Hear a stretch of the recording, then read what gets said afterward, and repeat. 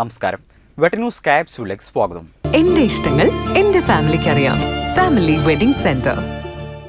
ഈ വർഷത്തെ തുഞ്ചൻ വിദ്യാരംഭം കലോത്സവത്തിന് തുടക്കമായി. വിനീത നെടുങ്ങാടി വിദ്യാരംഭം കലോത്സവം ഉദ്ഘാടനം ചെയ്തു. ട്രസ്റ്റ് അംഗം മണമ്പൂർ രാജൻ ബാബു അധ്യക്ഷത വഹിച്ചു. 9 ദിവസം നീണ്ടു നിൽക്കുന്ന തുഞ്ചൻ വിദ്യാരംഭം കലോത്സവത്തിന് തിരിതെളിഞ്ഞു. കലോത്സവം വിനീത നെടുങ്ങാടി ഉദ്ഘാടനം ചെയ്തു.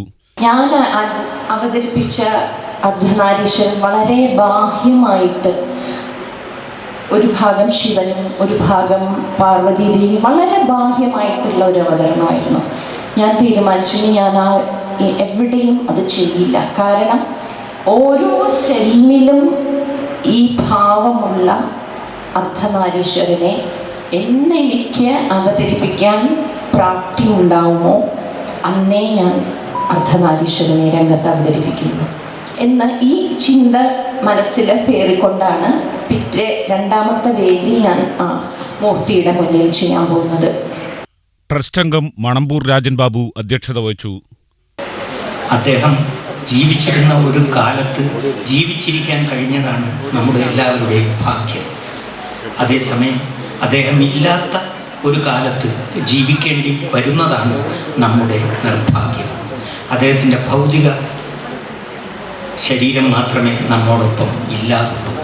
അദ്ദേഹത്തിൻ്റെ സത്തയും അദ്ദേഹം എഴുതി വെച്ച രചനകളും സിനിമകളും ഒക്കെ നമുക്ക് പിൻബലമായി ഇപ്പോഴും ഉണ്ട്. അദ്ദേഹം ഇവിടെ ഉണ്ട് എന്ന വിചാരത്തിലാണ് നമ്മളെല്ലാവരും പ്രവർത്തിച്ചു കൊണ്ടിരിക്കുന്നത്.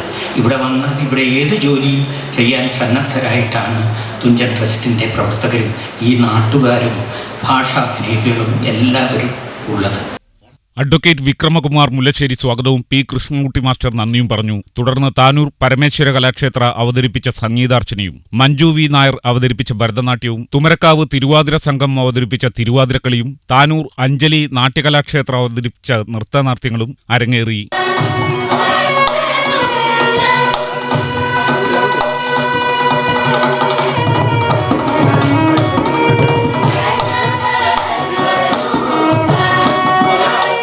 സമാപന ദിവസമായ ഒക്ടോബർ 2 വ്യാഴാഴ്ച പുലർച്ചെ 5 മുതൽ തുഞ്ചൻ സ്മാരക മണ്ഡപത്തിൽ പാരമ്പര്യ എഴുത്താശാന്മാരും, സരസ്വതി മണ്ഡപത്തിൽ എഴുത്തുകാരും കുട്ടികളെ എഴുത്തിനിരുത്തും.